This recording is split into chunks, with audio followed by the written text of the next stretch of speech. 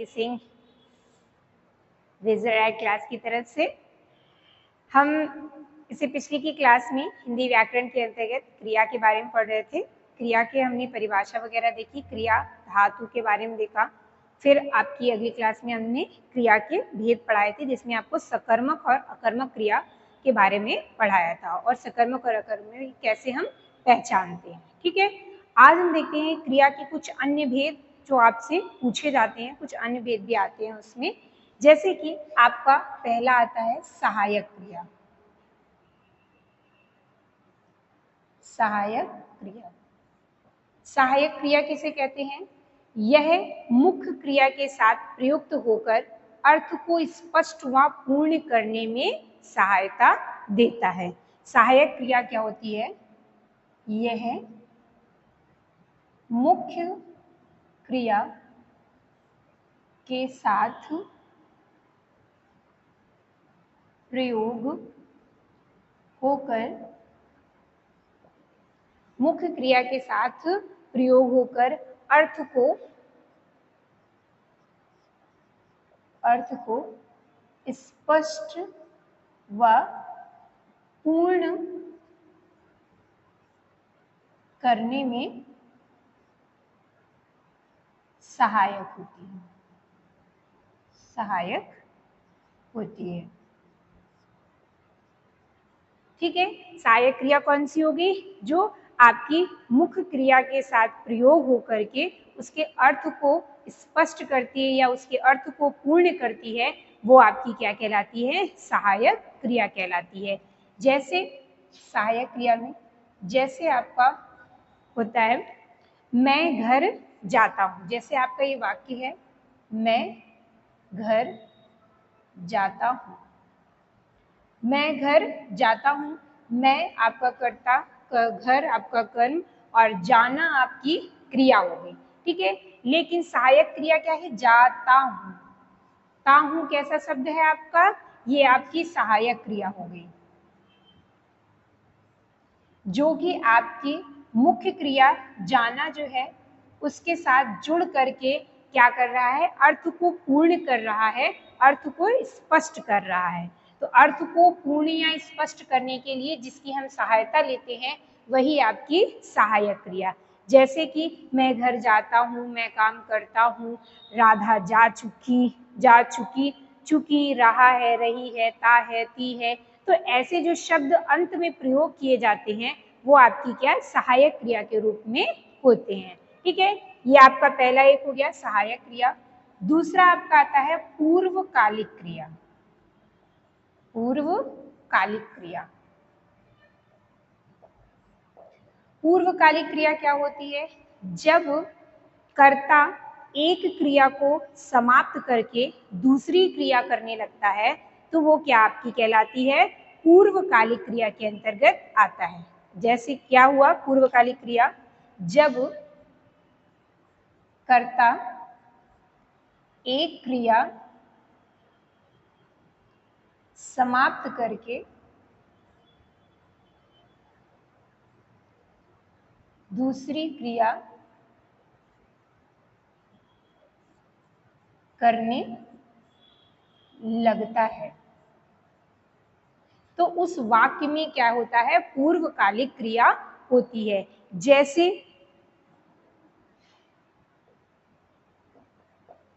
जैसे कि राम भोजन करके सो गया।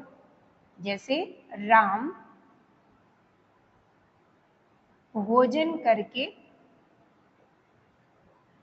सो गया। ठीक है, तो यहाँ पे आपके दो हो गए, राम भोजन करके सो गया। यहाँ पे आपकी क्रिया कैसी हो गई? दो क्रियाएं हो गई। कैसी? एक आपकी भोजन करना, तो हमने क्या बताया आपको कि कर्ता एक क्रिया को समाप्त कर देता है। जब एक क्रिया को उसने समाप्त कर लिया, एक क्रिया समाप्त हो गई आपकी कौन सी? भोजन करने की। भोजन करने की क्रिया समाप्त हो गई। भोजन करने के बाद वो क्या किया? सो गया। दूसरी क्रिया करने लगता है तो वो आपका किस में आ जाता है? पूर्वकालिक क्रिया में जाता है। ठीक है, राम भोजन करके सो गया, यानी कि एक क्रिया को समाप्त करके वो दूसरी क्रिया जब करने लगता है कर्ता, तो आपका क्या हो जाता है, पूर्वकालिक क्रिया के अंतर्गत आ जाता है। ठीक है, जैसे मैं लिखने के बाद पढ़ रही हूँ, पहले हम लिखे फिर पढ़े, लिखना पढ़ना, आपकी जैसे दो क्रियाओं का अगर प्रयोग होगा तो वहां पे आपकी क्या कहलाएगी, पूर्वकालिक क्रिया होगी, जिसमें कि आपकी एक क्रिया समाप्त हो जाएगी और दूसरी क्रिया शुरू हो जाएगी। ठीक है, ये हमने देखा, दो हो गया। तीसरा आपका आ जाता है इसी में नामबोधक क्रिया।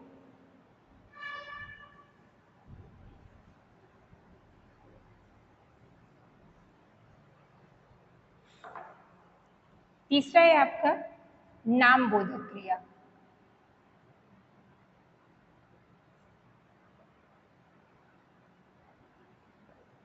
नामबोधक क्रिया क्या होती है, संज्ञा अथवा विशेषण के साथ क्रिया जुड़ने से नामबोधक क्रिया बनती है। यानी कि आपके संज्ञा के शब्द, संज्ञा अथवा विशेषण, संज्ञा अथवा विशेषण के शब्दों के साथ जब क्रिया जुड़ती है, क्रिया जुड़ती है तो वो कैसी क्रिया कहलाती है, नामबोधक क्रिया होती है। नामबोधक क्रिया में क्या हो जाएगा आपका, संज्ञा अथवा विशेषण के शब्दों के साथ क्रिया जुड़ करके जब प्रयोग की जाती है तो वो नामबोधक के अंतर्गत आएगी। जैसे कि आपका, जैसे संज्ञा का शब्द हो गया, उसमें क्रिया हो गई, और ये आपका जैसे आपका नामबोधक क्रिया, नामबोधक क्रिया कैसे बनती है। ठीक है, ये देखते हैं आपको। जैसे आपका संज्ञा का शब्द है लाठी, संज्ञा का शब्द लाठी, ठीक, क्रिया क्या है, मारना, मारना एक प्रकार की क्रिया है। जब हमने बताया संज्ञा के साथ आपकी क्रिया का शब्द जुड़ जाएगा और फिर उसके बाद जब वो शब्द प्रयोग होगा तो कैसी होगी, नामबोधक क्रिया होगी। तो ये क्या हो जाएगा, लाठी मारना, लाठी मारना। ये कैसी क्रिया हो गई, ये संज्ञा के साथ क्रिया जुड़ करके आपकी बनी, तो ये नामबोधक क्रिया हो गई। जैसे आपका रक्त संज्ञा है, रक्त के साथ जैसे खौलना, खौलना आपकी क्रिया है, जब ये जुड़ के बना तो रक्त खौलना, उसके दुष्कर्म को देख करके मेरा रक्त खौल उठा, तो रक्त खौलना कैसी हो गई, नामबोधक क्रिया हो गई। ये आपकी संज्ञा और क्रिया दोनों एक साथ मिल करके प्रयोग हुए तो आपकी कैसी क्रिया है, ये नामबोधक क्रिया हो गई। ठीक है, इस तरह आपके ऐसे बहुत सारे एग्जाम्पल आते हैं, जैसे संज्ञा के साथ क्रिया जुड़ती है, इसी तरह आपके विशेषण के साथ, विशेषण के साथ जब आपकी क्रिया जुड़ेगी तो भी आपकी नामबोधक क्रिया बनेगी।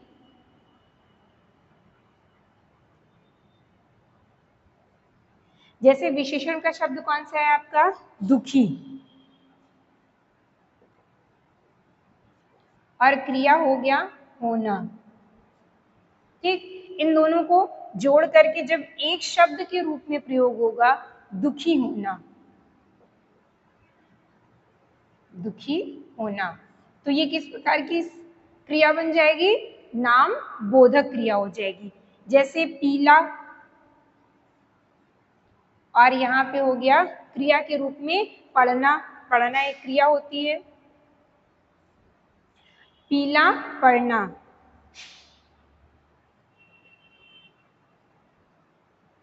जैसे लाल, लाल होना, होना एक क्रिया हो गई, जैसे लाल होना।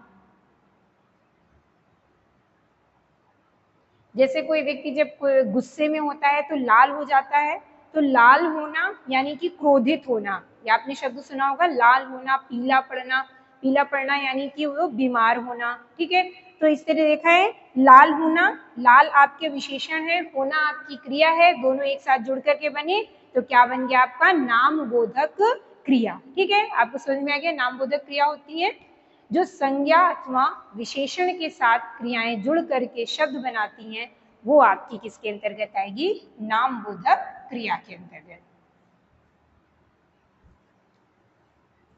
अगला हम देखते हैं, आपकी आती है द्विकर्मक क्रिया। चौथा आपका आता है द्विकर्मक क्रिया।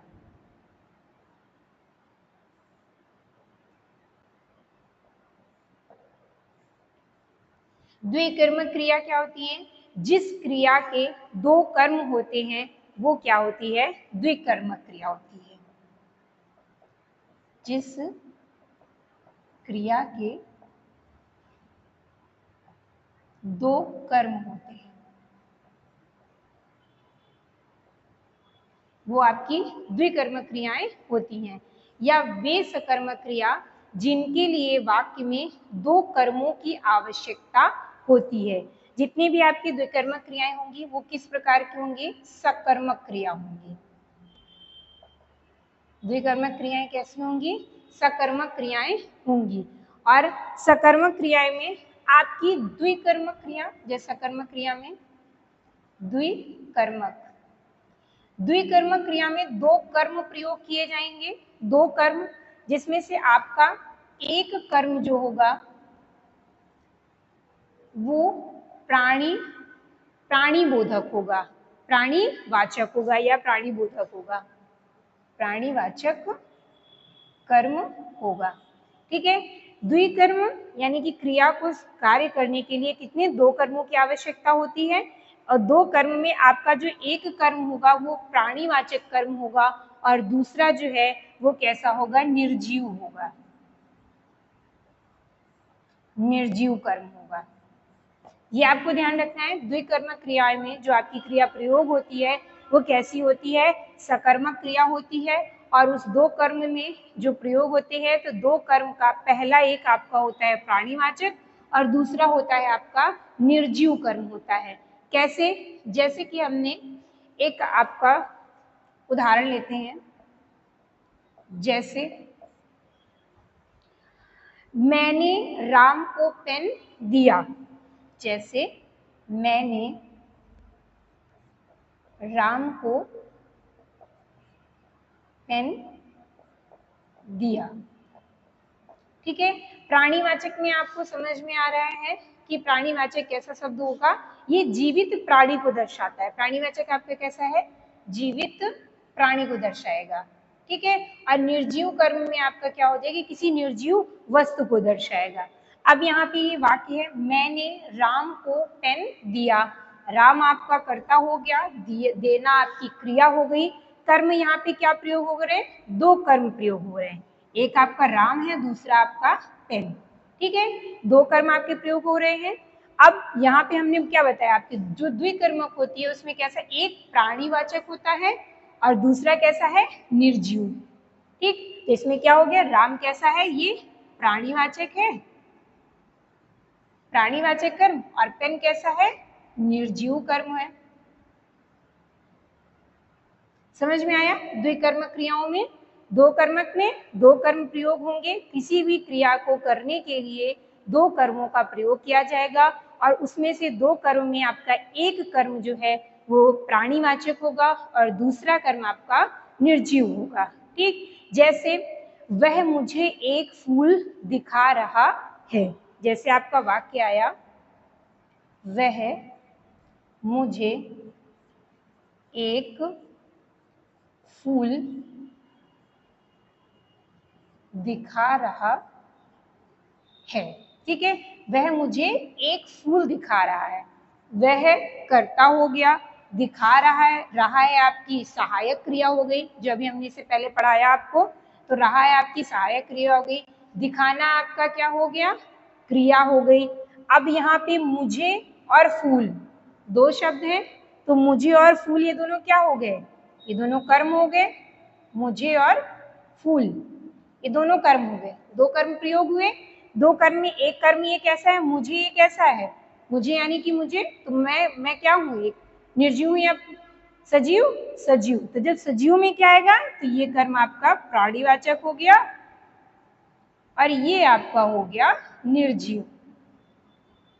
ठीक, आपको समझ में आया द्विकर्मक क्रियाएं कैसी होती हैं, और द्विकर्मक क्रिया में वो दो कर्म कौन से होते हैं। ठीक है, ये आपकी हो गई द्विकर्मक क्रियाएं। जैसे इसके और भी एग्जाम्पल, राम ने रमेश को केला खिलाया। राम ने रमेश को केला खिलाया, तो राम कर्ता हो गए, खिलाना उसकी क्रिया हो गई, और किसको खिलाया है, राम को, और क्या खिलाया है, केला खिलाया है। क्रिया अगर आप इसको देखेंगे तो ये कैसी है, सकर्मक क्रिया है। हमने ये भी आपको पिछले की क्लास में बताया था कि सकर्मक और अकर्मक क्रिया क्या होती है। जिसने ना देखा हो तो इससे पहले आप इसको समझने के लिए आपको पहले सकर्मक और अकर्मक समझना है, तो आप पहले पिछले की क्लास देखिए सकर्मक और अकर्मक किसे कहते हैं। ठीक है, तो जैसे आपके वाक्य हमने बताया था कि राम ने रमेश को केला खिलाया। राम कर्ता, खिलाना आपकी क्रिया, रमेश आपका कर्म हुआ, वो प्राणीवाचक कर्म, और केला कैसा है, निर्जीव कर्म। तो दो कर्म प्रयोग हुए, तो ये कैसी क्रिया होगी, द्विकर्मक क्रिया के अंतर्गत आता है। ठीक है, अब हम नेक्स्ट देखते हैं।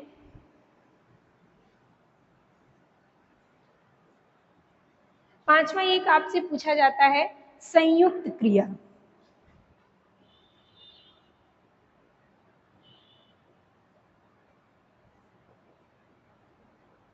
संयुक्त क्रिया, संयुक्त क्रिया क्या होती है, ये से आपको समझ में आ रहा है। जब कोई क्रिया दो क्रियाओं के संयोग से निर्मित होती है तो वो क्या होती है, संयुक्त क्रिया होती है। जब दो क्रियाओं के योग से क्रिया बनती है। ठीक है, जब दो क्रियाओं के योग से क्रिया बनेगी तो कैसी हो गई, वो संयुक्त क्रिया हो गई। जैसे कि आपका, जैसे जैसे हमने लिखा कि वह खाने लगा, वह खाने लगा, तो यहाँ पे क्या, खाना भी एक क्रिया है और लगा, लगना भी एक कैसी है, क्रिया। तो यहाँ पे दो क्रियाओं के संयोग से दो क्रियाएं हैं यहाँ पे, और दो क्रियाओं के योग से जो क्रिया बनती है तो वहां पे क्या होता है, आपका संयुक्त क्रिया होती है। जैसे मुझे, जैसे आप लोग कहते हैं मुझे पढ़ने दो, मुझे पढ़ने दो, मुझे पढ़ने दो, मुझे खाने दो, ये शब्द प्रयोग करते हैं। पढ़ना भी आपकी क्रिया हो गई, और दो यानी देना, ये दो भी आपकी क्रिया के अंतर्गत आएगी। तो यहाँ पे क्या, दो क्रियाओं का योग करके प्रयोग किया जा रहा है, तो ये आपकी कैसी हो जाएगी, संयुक्त क्रिया के अंतर्गत आएगी। अब इसके अलावा आपका एक और क्रिया आती है जो आपसे होती है क्रियार्थक संज्ञा। आपसे पूछी जाती है क्रियार्थक संज्ञा, क्रियार्थक संज्ञा, ये भी क्रिया के भेद के ही अंतर्गत आती है। क्रियार्थक संज्ञा अर्थात क्या हुआ यहाँ पे कि जब कोई क्रिया संज्ञा की भांति प्रयोग की जाती है तो वो क्या कहलाती है, क्रियार्थक संज्ञा कहलाती है। आपकी जब कोई क्रिया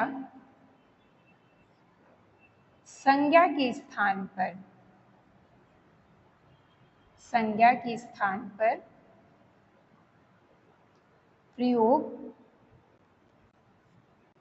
की जाए तो वो कैसी कहलाती है, क्रियार्थक संज्ञा कहलाती है। जैसे कि आपका,